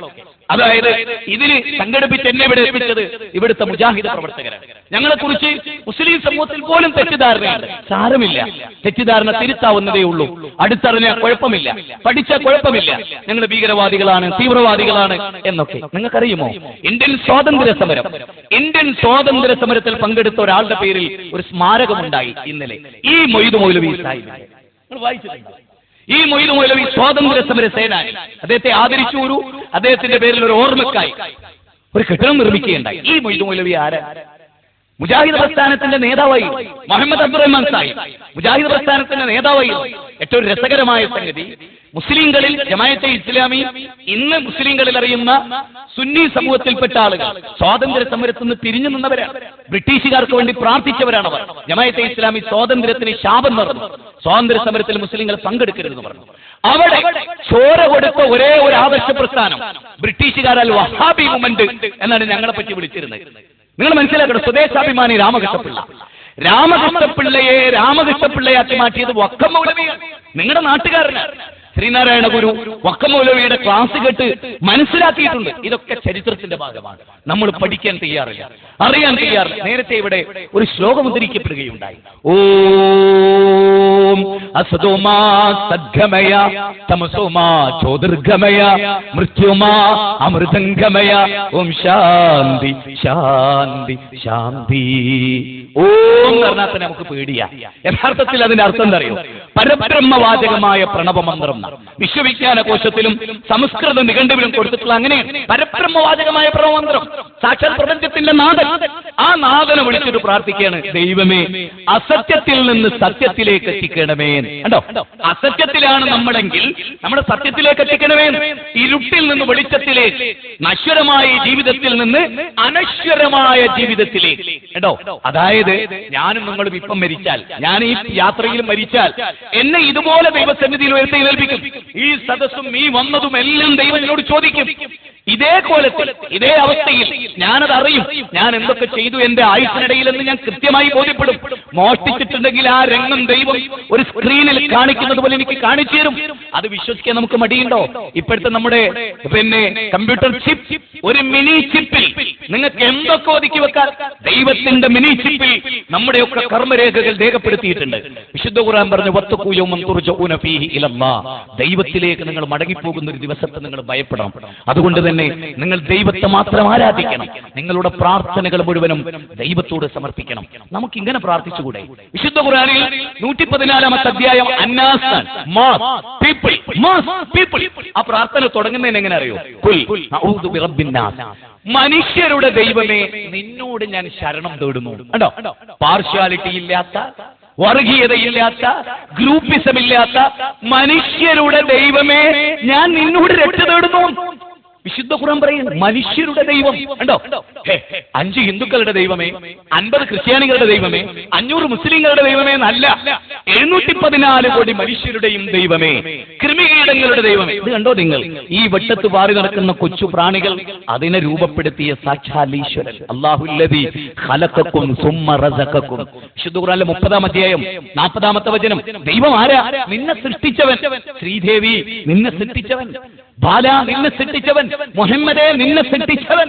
അങ്ങനെ നമ്മെ സൃഷ്ടിച്ച സാക്ഷാൽ പ്രപഞ്ചത്തിന്റെ നാഥൻ. തമീശ്വരാണം പരമം മഹേശ്വരം താം ദേവതാനാം പരമം ച ദൈവതം പതിംപതിന പരമം പരസ്താത് വിധാവദേവം ഭുവനേശമേധ്യം. ശേതരോപനിഷത്ത് പറഞ്ഞതാണ്. വളരെ വ്യക്തമാണ്. ഈ ലോകത്തിന്റെ സൃഷ്ടാവ്. മഹാനിർവഹണ സ്തോത്രം എന്നൊരു സ്തോത്രമുണ്ട്. അവിടെ പറയുന്നത് എങ്ങനെയാണ്? ത്വമേകം ശരണ്യം ത്വമേകം വരണ്യം ത്വമേകം ജഗത് കാരണം വിശ്വരൂപം. ഈ വിശ്വപ്രപഞ്ചത്തെ സൃഷ്ടിച്ച ദൈവമേ, നിന്നോട് മാത്രം ഞാൻ പ്രാർത്ഥിക്കുന്നു, നിന്നെ മാത്രം ഞാൻ അഭയം പ്രാപിക്കുന്നു, നിന്നിൽ ഞാൻ എന്നെ സമർപ്പിക്കുന്നു. ഇതാണ് ഇസ്ലാം ലോകത്തോട് ആവശ്യപ്പെട്ടത്. സമാധാനം എന്നാണ് ഇസ്ലാം എന്ന പദത്തിന്റെ അർത്ഥം. മുസ്ലിം എന്ന പദത്തിന്റെ അർത്ഥം എന്താണെന്ന് അറിയാമോ? ദൈവത്തെ അനുസരിക്കുന്നവൻ, മദ്യപിക്കാതെ, വ്യഭിചരിക്കാതെ, മറ്റു മതക്കാരനെ ആക്രമിക്കാതെ, ഉപദ്രവിക്കാതെ, സത്യത്തിനു വേണ്ടി നിലകൊണ്ട്, ഭാര്യയെ പീഡിപ്പിക്കാതെ, സംരക്ഷിച്ച്, മക്കളെ നല്ല നിലയിൽ നോക്കി, സ്വന്തം മകളെ ബലാത്സംഗം ചെയ്യാതെ, അന്യന്റെ സമ്പത്ത്, നേരത്തെ മാലിക് ബിൻ ദീനാറിന്റെ കഥ പറഞ്ഞല്ലോ, ഒരു ഇളനീര് പോലും അതെവിടെ നിന്നാണ്, അതിന്റെ സ്രോതസ് എന്താണ്, അത് അനുവദിക്കപ്പെട്ടതാണോ എന്ന് അന്വേഷിച്ച് കുടിക്കാൻ ദൈവം മനുഷ്യരെ പഠിപ്പിക്കുന്നു. പല്ല് തേക്കണമെന്ന് ദൈവം പഠിപ്പിച്ചു, മീശ വെട്ടി ഒതുക്കണമെന്ന് പറഞ്ഞു, താടിയെ പറ്റി പറഞ്ഞു. സ്വാഭാവികമായും എന്റെ നീണ്ട താടി കാണുമ്പോൾ നിങ്ങൾക്കൊരു പ്രയാസമാണ്. ഇന്നത്തെ ലോകത്ത് അങ്ങനെ ഞാൻ ട്രെയിനിൽ വന്നപ്പോ എല്ലാരും എന്നെ നോക്കുക, എന്തൊരു കഥയാണ്, എന്താ പ്രശ്നം, എന്റെ താടിയാണ്. ഈ താടി എന്താണ് അതൊന്നും പറയേണ്ടത്. മതസൗഹാർദ്ദ സമ്മേളനത്തിൽ താടി മനുഷ്യന്റെ സൗഹാർദ്ദം തകർക്കുന്ന ഒരു കാലഘട്ടത്തിലാണ് നമ്മൾ ജീവിക്കുന്നത്. എന്നെ ബില്ലാദൻ എന്ന് വിളിക്കുമ്പോൾ ആളുകൾ, എന്റെ നാട്ടിൽ ഒരു ഹൈന്ദവർ മാത്രം എത്തുന്നൊരു സ്കൂളുണ്ട്. കുട്ടിയൊക്കെ അറിയില്ല, 9ാം ക്ലാസ്സിലെ കുട്ടികൾ അതിൽ പോകുമ്പോൾ ബില്ലാദൻ എന്താണ് ഇയാളുടെ താടി എന്ന്. ഞാനപ്പോ 2-3 കുട്ടികളെ എന്റെ അടുത്തേക്ക് ചേർത്ത് നിർത്തി ചോദിച്ചു, മോനെ, മഹാത്മാഗാന്ധിയെ മഹാത്മാവ് എന്ന് വിളിച്ചൊരു മഹാനുണ്ട്, നിനക്കറിയോന്ന്? അവൻ പറഞ്ഞ, അങ്കിൾ എനിക്കറിയില്ല. നമ്മുടെ ഇന്നത്തെ വിദ്യാഭ്യാസത്തിന്റെ അവസ്ഥയും കൂടെ മനസ്സിലാക്കണം. മഹാത്മാഗാന്ധിയെ മഹാത്മാവിന് വിളിച്ചൊരു മഹാനുണ്ട് മോനെ, അതാരെന്നറിയോന്ന് ചോദിച്ചു. അങ്കിൾ ഞങ്ങൾക്കറിയില്ല. മോനെ, അത് രവീന്ദ്രനാഥ ടാഗോറാണ്, ഗീതാഞ്ജലിയുടെ കർത്താവായ രവീന്ദ്രനാഥ ടാഗോർ. രവീന്ദ്രനാഥ ടാഗോറിന്റെ താടി പൊക്കിൾ കൊടി വരേണ്ടായിരുന്നു. ആരെങ്കിലും അദ്ദേഹത്തെ ഭീകരവാദിയെ ചിത്രീകരിച്ചിട്ടുണ്ടോ മോനെ? ഇല്ല. ചട്ടം വിസ്വാമികളുടെ താടി പൊക്കിൾ കൊടി വരേണ്ടായിരുന്നു മോനെ, ആരും അതിനെ തെറ്റിദ്ധരിച്ചില്ല. ഗുരു നിത്യചൈതന്യതയുടെ താടി ആരും അതിനെ തെറ്റിദ്ധരിച്ചില്ല. കാർൽ മാക്സിന്റെ താടി, ചാൾസ് ഡാർവിന്റെ താടി ആരും അതിനെ തെറ്റിദ്ധരിച്ചില്ല. എംഗൽസിന്റെ താടി, അങ്ങനെ ലോകത്തെ ശാസ്ത്ര മതരംഗത്ത് പ്രവർത്തിച്ച, താടി നീട്ടി സമൃദ്ധമായി വളർത്തിയ ഒരാളെയും ഭീകരവാദിയായി കണ്ടില്ല. മീഡിയകൾ ഇപ്പോൾ മുസ്ലിങ്ങൾ താടി വെച്ചാൽ അത് ഭീകരവാദവും, ബാക്കിയുള്ളവർ വെച്ചാൽ അത് വിജ്ഞാനത്തിന്റെയും ശാസ്ത്രത്തിന്റെയും താടിയായി കാണുന്ന ഒരു ഇരട്ടത്താപ്പ് ലോകത്തുണ്ട്. ഇത് നിങ്ങൾ മനസ്സിലാക്കണം. ഞങ്ങൾ എന്തിനാ താടി വെക്കുന്നതെന്ന് അറിയോ നിങ്ങൾക്ക്? പഠിപ്പിച്ചു തരാം. ഞങ്ങളുടെ പ്രവാചകൻ, ലോകത്തിന്റെ പ്രവാചകൻ, മാനവ സമൂഹത്തിന്റെ പ്രവാചകൻ, നിങ്ങൾക്കറിയോ? കൃഷ്ണദ്വൈപായന വേദവ്യാസൻ ഏതസ്മിന്നന്തരേ മ്ലേച്ഛാചാര്യണ സമുന്നിധ മഹാമതിദിഖ്യാത ശിഷ്യശാഖാ സമുന്നിതം ലിംഗച്ഛേദശിഖാഹീന. മുഹമ്മദ് നബി എന്നൊരു പ്രവാചകൻ വരും. അദ്ദേഹത്തിന്റെ അനുയായികൾ ചേലാകർമ്മം ചെയ്യും, അദ്ദേഹത്തിന്റെ അനുയായികൾ ചേലാകർമ്മം ചെയ്യും, അദ്ദേഹത്തിന്റെ അനുയായികൾ മുടി വളർത്തും, അദ്ദേഹത്തിന്റെ അനുയായികൾ താടി വെക്കും, അദ്ദേഹത്തിന്റെ അനുയായികൾ ബാങ്ക് കൊടുക്കും, എന്തെല്ലാം പറഞ്ഞിട്ടുണ്ട്. ഇതെല്ലാം പരിശോധിച്ചാൽ മനുഷ്യകുലം ദൈവത്തിൽ നിന്ന്, ആദിപിതാവിൽ നിന്ന് സഞ്ചരിച്ച് ഇന്ന് കാണുന്ന നമ്മളൊക്കെ ആ ദൈവത്തിന്റെ അടിമകളാണ്. ആ ദൈവം അവതരിപ്പിച്ചൊരു മതം ഇവിടെ ഉണ്ട്. ഒരിക്കലും തെറ്റുപറ്റാത്ത ഒരു മതം ദൈവം അവതരിപ്പിച്ചത് ഇവിടെയുണ്ട്. അത് പരിശോധിക്കണം എന്നാണ് പറയും, പഠിക്കണമെന്നാണ് പറയും. ഞങ്ങൾ താടി വെക്കുന്നത് പ്രവാചകന്മാരുടെ ചര്യയാണിത്, മാതൃകയാണിത്. മാത്രമല്ല, പുരുഷനെ സ്ത്രീയിൽ നിന്ന് വേർതിരിച്ചു നിർത്തുന്ന അടിസ്ഥാന ഘടകമാണിത്. നിങ്ങൾ ആരും എന്നെ തെറ്റിദ്ധരിക്കരുത്. ഒരാൺസിംഹത്തിന്റെ ഗാംഭീര്യത അതിന്റെ പൂടയാണ്. ആൺസിംഹം അതിന്റെ പൂട പഠിച്ചാലോ ആണും പെണ്ണും കിട്ടും. അതെ, ഒരാണിന്റെ ശൗര്യവും ഒരാണിന്റെ വിപ്ലവവും താടിയില്ല. മാത്രമല്ല, താടി പക്വതയുടെ അടയാളമാണ്, വിനയത്തിന്റെ അടയാളമാണ്, അറിവിന്റെ അടയാളമാണ്. വെറുതെ നിൽക്കുന്ന താടിയല്ല. അത് മതം പഠിപ്പിച്ച പ്രകാരം ഞങ്ങൾ മനസ്സിലാക്കുന്നത്, ഇത് വെക്കുന്ന കാലം അത്രയും പ്രവാചകൻ ചെയ്തു, അദ്ദേഹത്തെ ഞങ്ങൾ സ്നേഹിച്ചു. ആ പ്രവാചകനെ സ്നേഹിക്കാൻ നമ്മുടെ ഒക്കെ ബാധ്യതയാണ്. ഇപ്പൊ ശ്രീനാരായണ ഗുരു ഒരു കാര്യം പഠിപ്പിച്ചാൽ അത് ചെയ്യൽ, അതാണ് താടിയുടെ. ദൈവത്തിൽ നിന്ന് പുണ്യം കിട്ടുക, കാരണം പ്രവാചകൻ പഠിപ്പിച്ചത് നിങ്ങൾ ചെയ്യൂ എന്ന ഖുർആനിന്റെ ദൈവത്തിന്റെ കൽപ്പന പാലിക്കുക. നരയാണിയുടെ മേലെ തുണി ഉടുക്കുക, മീശ വെട്ടി ഒതുക്കുക, പല്ല് 5 നേരം തേക്കാൻ പറ്റുമെങ്കിൽ തേക്കുക, കുളിക്കുക, എണ്ണ തേക്കുക, മുടി ചീകി വെക്കുക, നല്ല വാക്ക് പറയുക, ഇതൊക്കെ മതം പഠിപ്പിച്ചതാണ്. എത്രത്തോളം എന്നറിയോ നിങ്ങൾക്ക്? കിടക്കാൻ ബെഡിലേക്ക് പോകുമ്പോൾ എന്നും കിടന്ന തലയണ ഉറയും ബെഡിലെ വിരിയും വരെ പരിശോധിച്ചിട്ട് കിടക്കണമെന്ന് പഠിപ്പിച്ചൊരു മതം. ഇസ്ലാമിക സമൂഹത്തിൽ തീവ്രവാദവും ഭീകരവാദവും വർദ്ധിച്ചു വരുന്നൊരു കാലഘട്ടമാണ്. തീവ്രവാദത്തിനും ഭീകരവാദത്തിനും ഇസ്ലാമിൽ ഒരു സ്ഥാനമില്ല പ്രിയപ്പെട്ടവരെ. പ്രവാചകനെ ആക്രമിച്ചവരോട്, അങ്ങേയറ്റം ആക്രമിച്ചവരോട്, നാട് കടത്തിയവരോട്. നിങ്ങൾക്കറിയുമോ, പരിശുദ്ധ മക്കയിൽ ഒരു മലയുണ്ട്. 3 കൊല്ലമാണ് പ്രവാചകനെ അനുയായികളെ അതിലിട്ട് പീഡിപ്പിച്ചത്. എന്നിട്ട് അവർ പച്ചിലെത്തുന്നു, ഭക്ഷണം കിട്ടാതെ കാട്ടിച്ചു, ആട് കാട്ടിക്കുന്ന പോലെ. അവർ ഒട്ടകത്തിന്റെ കയറ് വരെ വെള്ളത്തിൽ പുതിർത്തി കടിച്ചു ഭക്ഷിച്ചു. അങ്ങനെ പീഡിപ്പിച്ച മക്കയിലെ ബൗദ്ധ വിശ്വാസികളായ ആളുകൾ, പ്രവാചകന്റെ ശത്രുപക്ഷത്തുള്ള ആളുകൾ, ആ ആളുകൾ പട്ടിണി കിടക്കുന്നു. പിൽക്കാലത്ത് ഇസ്ലാമിക ഭരണം കിട്ടി മുഹമ്മദ് നബി ഒരു രാജ്യത്തിന്റെ ഭരണാധികാരിയായ കാലത്ത് കേട്ടപ്പോ ആ പ്രവാചകൻ കരയുകയാണ്. തന്നെ പീഡിപ്പിച്ചവർക്ക് വേണ്ടി കരയുകയാണ്, അല്ലേ? പീഡിപ്പിച്ചവർക്ക് വേണ്ടി കരയുകയാണ്. അങ്ങനെ കരഞ്ഞ അനുയായികൾ ചോദിച്ചു, നമ്മൾ പീഡിപ്പിച്ചവർക്ക് വേണ്ടി കരയുകയോ? പ്രവാചകന്റെ മറുപടി, അവർ പട്ടിണി കിടക്കുന്നവർ എന്റെ വേണ്ടപ്പെട്ടവരാണ്. ഇങ്ങോട്ട് ചെയ്യുന്നത് പോലെ അങ്ങോട്ട് തിരിച്ചു ചെയ്യുന്നവരല്ല മുസ്ലിങ്ങൾ. അതുകൊണ്ട് അവർക്ക് ഭക്ഷണം എത്തിച്ചു കൊടുക്കണം. അങ്ങനെ ഇങ്ങോട്ട് പീഡിപ്പിച്ചവർക്ക് അങ്ങോട്ട് ഭക്ഷണം എത്തിച്ചു കൊടുത്തു. വെള്ളത്തോളം നാരായണ മേനോൻ അള്ളാഹു കൊണ്ടൊരു കവിത എഴുതിയിട്ടുണ്ട്. അള്ളാഹു അത് എഴുതിയ ഘട്ടപ്പോഴറിയോ, പ്രവാചകനെ കൊല്ലാൻ ഒരാൾ വാളുമായിട്ട് വന്നു. പ്രവാചകന്റെ കണ്ടത്തിൽ ഇങ്ങനെ കുത്തിവെച്ചിട്ട് ചോദിച്ചു, നിന്നെ ആരാ രക്ഷിക്കുക? അദ്ദേഹം പറഞ്ഞു, എന്നെ ദൈവം അള്ളാഹു. വാള് താഴെ വീണു. ആ വാളെടുത്തിട്ട് ശത്രുവിനോട്, നിന്നെ ആര് രക്ഷിക്കുന്നു? നീ എന്നെ വെറുതെ വിടണം, രക്ഷിക്കണം, കൊല്ലരുത്. പൊയ്ക്കോ. സർവതന്ത്ര സ്വതന്ത്രനാക്കി വിട്ടു. കൊല്ലാൻ വന്ന ശത്രുവിനെ വാള് കയ്യിൽ കിട്ടിയിട്ടും വെറുതെ വിട്ട് ഈ രംഗം പഠിച്ച വെള്ളത്തോളം നാരായണമേ അള്ളാഹു എന്ന് പറഞ്ഞിട്ടൊരു കവിതയിൽ, അല്ലേ? പ്രവാചകനെ വിമർശിച്ചു എന്ന് പറഞ്ഞ മാഷ കൈവെട്ടിയ മുസ്ലിം സമൂഹത്തിലെ ഒരു വിഭാഗം ഇവിടെയുണ്ട്. അവരൊരിക്കലും പ്രവാചകന്റെ ചര്യ അനുധാവനം ചെയ്തവരല്ല. അത് കണ്ടിട്ട് അതാണ് മതം എന്നെന്റെ പ്രിയപ്പെട്ട ഹൈന്ദവരിൽ ഒരാളും വിചാരിക്കും. അതല്ല മതം, അതല്ല. വല തസ്തവിൽ ഹസനതു വല സയ്യിഅ, തിന്മയെ നന്മ കൊണ്ട് പ്രതിരോധിക്കുക എന്നാണ് ഖുർആൻ പറയുന്നത്. ഖുർആനിലെ 41-ാം അധ്യായം 33-ാമത്തെ 34-ാമത്തെ വചനം തന്നെ തിന്മയെ നന്മ കൊണ്ട് പ്രതിരോധിക്കുക. നിന്നോട് എത്ര ക്രൂരം ചെയ്താലും നീ അവനോട് നന്മയിൽ പ്രതികരിച്ചാൽ നിന്റെ ശത്രു നിന്റെ മിത്രമായി തീരും. ഇസ്ലാം പഠിപ്പിച്ച അങ്ങനെ, നിന്റെ ശത്രു നിന്റെ മിത്രമാവും. തായിഫ് എന്ന് പറയുന്ന ഒരു സ്ഥലമുണ്ട് സൗദിയിൽ. ആ മുസ്ലിങ്ങൾക്കുറിയ എല്ലാവർക്കും അറിയാം. അവിടെ പ്രവാചകൻ ചെന്നു. 10 ദിവസം അദ്ദേഹത്തെ കല്ലെറിഞ്ഞു, ശരീരത്തിൽ നിന്ന് രക്തമൊലിച്ചു. എന്നിട്ടും അദ്ദേഹം പർവ്വതത്തിന്റെ മാലാക വന്നിട്ട് ചോദിച്ചു, ദൈവത്തിന്റെ ശിക്ഷ ഇറക്കാൻ ഞങ്ങളുടെ അഭിപ്രായം എന്താണ്? അപ്പൊ അദ്ദേഹം പ്രാർത്ഥിക്കാൻ, അല്ലാഹുമ്മ ഗ്ഫിർ ഖൗമി ഇന്നഹും ലാ യഅലമൂൻ. ദൈവമേ, അവർക്ക് അറിവില്ലാത്തത് കൊണ്ടാണ് ഞാൻ അവരുടെ മോചനത്തിന് വേണ്ടി അവർ ചെന്നത്. പക്ഷെ അവർക്ക് മനസ്സിലായില്ല. പക്ഷെ അവരുടെ കൂട്ടത്തിൽ അറിവുള്ളവർ പിൽക്കാലത്ത് വരും. അതുകൊണ്ട് അവരെ നശിപ്പിക്കരുത്. ഈ ഒരു മനോഗതമാണ് ഒരു മുസ്ലിമിന്റെ മനോഗതം. ഞാൻ എന്താ ഇത് പറയുന്നത്? മതസൗഹാർദ്ദ സമ്മേളനത്തിലെ ഒരു മുസ്ലിം പ്രതിനിധി എന്ന നിലക്ക്, ഇസ്ലാമിന്റെ പ്രതിനിധി എന്ന നിലക്ക്, ഇസ്ലാമിന് ഇതിനോടൊക്കെയുള്ള ഒരു സമീപനം. ഒരു ജൂതന്റെ ശവമഞ്ചം കൊണ്ടുപോയി. ലോകത്തിലെ 1ാമത്തെ മനുഷ്യാവകാശ പ്രഖ്യാപനം അവിടെയാണ്. 1948-ലൊന്നല്ല, 1ാമത്തെ മനുഷ്യാവകാശ പ്രഖ്യാപനം അവിടെയാണ്. ജൂതന്റെ ശവമഞ്ചം കൊണ്ടുപോയപ്പോ പ്രവാചകനെ എഴുന്നേറ്റു, ആദരിച്ചു, ഭവ്യതയോടെ നിന്നു. അനുയായികൾ ചോദിച്ചു, അതൊരു ജൂതന്റെ ശവമഞ്ചമല്ലേ? ഉടനെ പ്രവാചകന്റെ ചോദ്യം എന്തറിയോ? ജൂതൻ മനുഷ്യനല്ലയോ? അതാ, ജൂതൻ മനുഷ്യനല്ലയോ?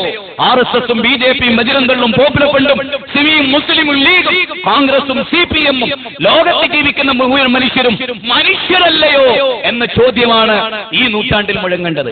ഒരുപാട് രാത്രിയായി, സമയം ദീർഘിച്ചു പോകുന്നു, എനിക്കറിയാം. പക്ഷേ ഇന്നത്തെ കാലഘട്ടത്തിൽ ആധ്യാത്മിക പണ്ഡിതന്മാരുടെ സേവനങ്ങൾ ലോകത്തില്ലാതാവുകയും അവർ പലതിന്റെയും ആളുകളായി തീരുകയും എല്ലാ മതസമൂഹത്തിന്റെയും പണ്ഡിതന്മാരെ പണക്കാരും രാഷ്ട്രീയക്കാരും വിലക്കെടുക്കുകയും സാക്ഷാൽ മതം ലോകത്ത് ഉദ്ഘോഷിക്കാൻ ആളില്ലാതെ പോവുകയും നമ്മളിൽ വിള്ളലുകൾ സൃഷ്ടിച്ച് ഹിന്ദു മുസ്ലിം ക്രിസ്ത്യൻ പറഞ്ഞ് തമ്മിലടിപ്പിച്ച് ഒരേ ദൈവത്തിന്റെ അടിമകളെ ഭിന്നിപ്പിച്ചു എന്ന വസ്തുത ഇത് ബ്രിട്ടീഷുകാരുണ്ടാക്കിയതാണ്. Divide and rule. ഹിന്ദുക്കളെയും ക്രിസ്ത്യാനികളെയും മുസ്ലിങ്ങളെയും തമ്മിൽ തല്ലിച്ചുണ്ടാക്കിയിട്ടുള്ള ഈ സംരംഭം ഇത് അവസാനിക്കണം. ഒറ്റ വഴി ഇസ്ലാം. നിങ്ങൾക്ക് പരിശോധിക്കാം. ഇന്ന് നമ്മൾ വിശ്വസിക്കുന്ന ദൈവവിശ്വാസത്തിനിടയിൽ ഒരൊറ്റ മിനിറ്റ് കൊണ്ട് ഞാൻ ഇത് അവസാനിപ്പിക്കുമ്പോൾ പറയട്ടെ, ഈ ആകാശവും ഭൂമിയും സർവ്വചരാചരങ്ങളെയും സൃഷ്ടിച്ചു പരിപാലിക്കുന്ന, ഇപ്പൊ നിങ്ങളുടെ ഒരൊറ്റ പോയിന്റാണ് ഞാൻ പറയുന്നത്. ഏതൊരു മുഹമ്മദ് നബി മരിച്ചു, ആകാശം നിന്നില്ല. യേശുക്രിസ്തു കുരിശിലേറ്റപ്പെട്ടു എന്ന് ക്രൈസ്തവർ വിശ്വസിക്കുന്നു. വെള്ളിയാഴ്ച, ഞായറാഴ്ച ഉയർത്തെഴുന്നേറ്റു. അതിനിടയിൽ രാവും പകലും ഉണ്ടായി. ആരാ ഇത് കൺട്രോൾ ചെയ്യുന്നത്? ഞാൻ ഓടിക്കുന്ന ഒരു കാറ് ഞാൻ മരിച്ചാൽ അത് ഓഫായി പോകും, നിന്നുപോകും, അത് ഇടിച്ചു പോകും.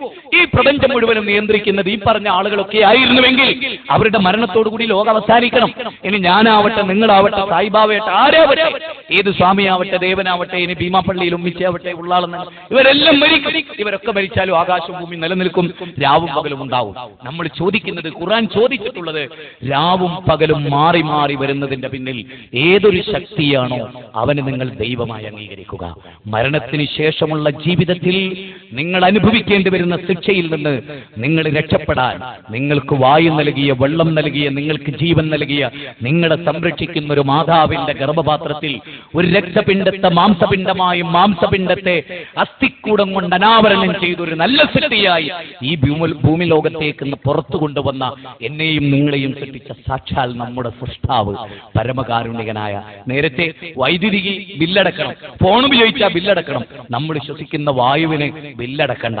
കാരണം അത് ദൈവത്തിൻ്റെതാണ്. ദൈവം തന്നതിന് അവൻ പണം ചോദിച്ചിട്ടില്ല. മനുഷ്യ നിർമ്മിതത്തിനൊക്കെ പണം വേണ്ടി വന്നു. ദൈവം തന്ന വായു, ദൈവം തന്ന വെള്ളം, അത് കുടിച്ചും ആസ്വദിച്ചിട്ടും ആ ദൈവത്തിനെതിരെ ജീവിച്ച് മരിച്ചാൽ ആ ദൈവത്തിന്റെ സൃഷ്ടികളെ നാം ആരാധിച്ചാൽ വരാനിരിക്കുന്നത് ഭയാനകരമായ ഒരു ശിക്ഷയാണ്. ഇന്നല്ലാഹ ലാ യഗ്ഫിറു അയ്യുശ്റക ബിഹി വയഗ്ഫിറു മാ ദൂന ദാലിക ലിമൻ യശാ. ദൈവം ഒരിക്കലും പൊറുക്കില്ല നിങ്ങൾ അവനിൽ പങ്കു ചേർക്കുന്നതിനെ. ഏതുപോലെ ഒരു ഭാര്യ ഭർത്താവിന് വസ്ത്രം അലക്കി കൊടുത്തിട്ടില്ലെങ്കിൽ ഭർത്താവ് ക്ഷമിക്കും, ഭക്ഷണം ഉണ്ടാക്കി കൊടുത്തില്ലേ ക്ഷമിക്കും, അതുപോലെ ഡ്രസ് അയൺ ചെയ്ത് കൊടുത്തില്ലേ ക്ഷമിക്കും, ഷൂ പോളിഷ് ചെയ്തിട്ടില്ലേ ക്ഷമിക്കും. ഭാര്യ മറ്റൊരു പുരുഷന്റെ കൂടെ രാത്രി അന്തി ഉറങ്ങുകയും അവളുടെ ശരീരം മറ്റൊരു പുരുഷനെ പങ്കുവെച്ചാൽ ഒരു ഭർത്താവ് ലോകത്തെ ക്ഷമിക്കില്ല. പ്രിയപ്പെട്ടവരെ, ദൈവത്തിന്റെ വായു, ദൈവത്തിന്റെ വെള്ളം, ദൈവത്തിന്റെ ഭൂമി, ദൈവത്തിന്റെ സൂര്യൻ ദൈവം തന്നതാണ് നമുക്കെല്ലാം. ആ ദൈവത്തെ മറന്ന് ദൈവേതരെ ആരാധിച്ച് ദൈവത്തിന്റെ കോപത്തിന് വിധേയരായി മരിക്കുന്നൊരവസ്ഥ ഉണ്ടാവരുത്. ഈ മതസൗഹാർദ്ദ സമ്മേളനത്തിൽ മനുഷ്യ സൗഹാർദ്ദത്തിനാണ് പ്രധാനം. മതസൗഹാർദ്ദം എന്നതും മനുഷ്യ സൗഹാർദ്ദം എന്നതും രണ്ടും രണ്ടാണ്. മനുഷ്യന്റെ മഹാസൗഹാർദ്ദം, എന്റെ മതത്തിൽ ഞാൻ വിശ്വസിക്കുന്നതോടൊപ്പം നിങ്ങളുടെ മതത്തിൽ നിങ്ങൾക്ക് വിശ്വസിക്കാനുള്ള സ്വാതന്ത്ര്യം. ലാ ഇക്റാഹ ഫിദ്ദീൻ ഖദ് തബയ്യന റുശ്ദു മിനൽ ഗയ്. മതത്തിൽ ഒരിക്കലും ബലാത്കാരമില്ല. അവൻ അവന്റെ മതമനുസരിച്ച് ജീവിക്കാം, നിനക്ക് നിന്റെ മതമനുസരിച്ച് ജീവിക്കാം. പക്ഷേ ദൈവത്തിന്റെ സാക്ഷാൽ മതം നിങ്ങളിൽ ആരനുസരിച്ചുവോ അവർക്ക് രക്ഷ, അവർക്ക് രക്ഷ, അവർക്ക് മാത്രമാണ് രക്ഷ. ദൈവം ഈ പ്രപഞ്ചത്തിന്റെ സകല മനുഷ്യരെയും സൃഷ്ടിച്ച ദൈവത്തിന്റെ കൽപ്പനാ നിർദ്ദേശങ്ങൾ പാലിച്ചാൽ ലോകത്തിലെ ഏറ്റവും നല്ല മനുഷ്യരായി നമ്മൾ തീരും. അതുകൊണ്ട് ഇന്ന് നിങ്ങൾ വീട്ടിലേക്ക് കിടന്നുറങ്ങാൻ പോകുമ്പോൾ ഇതൊരു സംഗീത കച്ചേരിയല്ല, ഇതൊരു ഗാനമേള കച്ചേരിയല്ല, ഇത് മനുഷ്യന്റെ മനസ്സിൽ ചിന്തിപ്പിക്കുന്ന പ്രഭാഷണങ്ങളാണ് ഇവിടെ നടന്നിട്ടുള്ള എല്ലാ പ്രഭാഷണങ്ങളും. നിങ്ങൾ ഇന്ന് പോയി ഉറങ്ങരുത്. അങ്ങോട്ടും ഇങ്ങോട്ടും തിരിഞ്ഞും കിടന്നിക്കുമ്പോ ഓർക്കണം, ഒരു ദൈവമുണ്ടെങ്കിൽ, സാക്ഷാൽ പ്രപഞ്ചത്തിനൊരു നാഥനുണ്ടെങ്കിൽ, അള്ളാഹു ഉണ്ടെങ്കിൽ, അവനയച്ച പ്രവാചകന്മാരുണ്ടെങ്കിൽ, യഥാ യഥാഹി ധർമ്മസ്യ ഗ്ലാനിർഭവതി ഭാരത അഭ്യുത്ഥാനമധർമ്മസ്യം തദാത്മാനം സൃജമ്യഹം എന്ന് ഗീതയിലെ 4-ാം അധ്യായം 7-8 ശ്ലോകങ്ങൾ പറഞ്ഞിട്ടുണ്ട്. ധർമ്മം എന്താണ് അത് കൃത്യമായിട്ട് പഠിക്കണം. വേദങ്ങൾ എന്താണ് കൃത്യമായിട്ട് പഠിക്കണം. ഇവിടെയുള്ള എല്ലാ വേദങ്ങളെയും താരതമ്യം ചെയ്ത് വിശുദ്ധ ഖുർആൻ അടക്കമുള്ള വേദങ്ങളെ നിങ്ങൾ പരിശോധിച്ചാൽ ഒരു യഥാർത്ഥ ദൈവമതം നമ്മുടെ മുമ്പിൽ അനാവൃതമാകും. ദൈവം അവതരിപ്പിച്ച സാക്ഷാൽ മതം എല്ലാറ്റിൽ നിന്നും വേർതിരിച്ച് എല്ലാ തിന്മകളും മാറ്റി നിർത്തിയാൽ നേർരേഖയിൽ ഒരു കൈവഴി, ദൈവത്തിലേക്കുള്ള സാക്ഷാൽ മതത്തിന്റെ വഴി നമ്മുടെ മുമ്പിലുണ്ട്. അത് നിങ്ങൾ മനസ്സിലാക്കണം. ഇവിടെ മുജാഹിദ് പ്രവർത്തകരുണ്ട്, സെലഫികളുണ്ട്, അവർക്ക് ഇടവത്ത് സെന്ററുണ്ട്. നിങ്ങൾ ഇസ്ലാമിനെ പറ്റി പഠിക്കാൻ ആഗ്രഹിക്കുന്നുണ്ടെങ്കിൽ നിങ്ങൾക്ക് വളരെയേറെ പഠിക്കാവുന്നതാണ്. ഇസ്ലാമിനെ പരിചയപ്പെടുത്തുന്ന ഒരു ചെറിയ പുസ്തകം ഞങ്ങൾ പലയിടങ്ങളിലും വിതരണം ചെയ്യാറുണ്ട്. നിങ്ങൾ ഈ സെന്ററുകളിലൊക്കെ വന്ന് വാങ്ങി പഠിച്ച് തെറ്റിദ്ധാരണ തിരുത്താനെങ്കിലും, എല്ലാ മതങ്ങളും പരസ്പരമുള്ള തെറ്റിദ്ധാരണ തിരുത്താനെങ്കിലും അങ്ങോട്ടും ഇങ്ങോട്ടുള്ള മതഗ്രന്ഥങ്ങൾ കൈമാറലും പഠിക്കലും നമുക്ക് ഉപകാരപ്പെടും. മനസ്സിലാക്കാൻ എന്തൊക്കെയാണ് ഇതിലുള്ളത്. സാക്ഷാൽ പ്രവാചകന്മാർ പഠിപ്പിച്ച ഏകദൈവത്വമാണ് എല്ലാ ഗ്രന്ഥങ്ങളിലുള്ളത് എന്ന് മനസ്സിലായതെപ്പോഴാണ്.